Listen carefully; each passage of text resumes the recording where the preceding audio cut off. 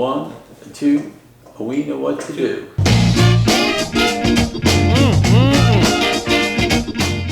Hi, welcome back to another week of Title Talk with Title Leap. I am James Brown. I am a Florida real estate attorney, founder of Title Leap, and attorney at James Brown Law.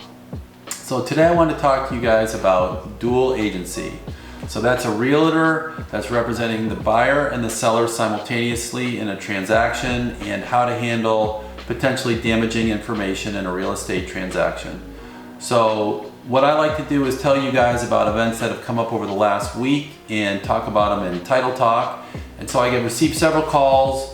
One of them that comes to mind most quickly was agents that represented both sides, and things would come up in the transaction that they didn't necessarily want to disclose because it potentially hurt the transaction. And so the one that comes to mind quickly is there was a loan inspection period ending on a Friday. And on Wednesday, the loan commitment came in, and the loan commitment had conditions that the agent knew the buyer couldn't potentially solve for closing. And so they didn't want to bring that up because there were going to be other problems in the transaction, obviously, and red flags.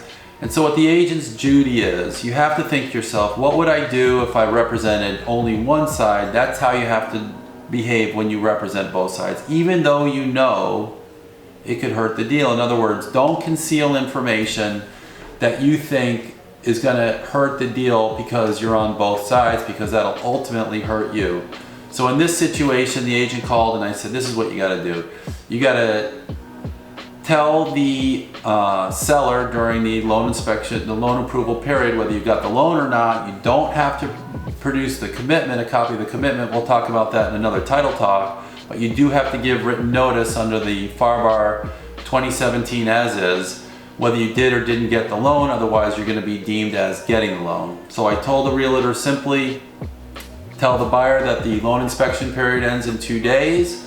And if they have any concerns over the loan commitment, talk to their mortgage broker. But we have to give notice to the seller whether you got the loan or not. And in this transaction, that panned out to be great advice, because the mortgage broker was able to modify the commitment, deal with those conditions, and then the agent, the dual agent, gave notice immediately to the seller that the buyer had gotten their loan, and everything proceeded smoothly.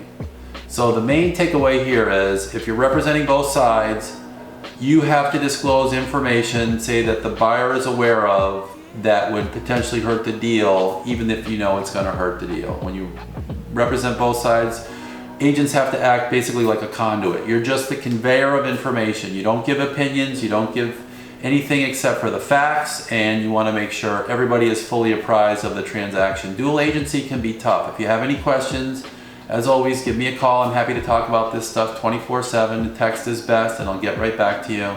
And until next week, stay tuned for another episode of Title Talk, and I look forward to seeing you guys again.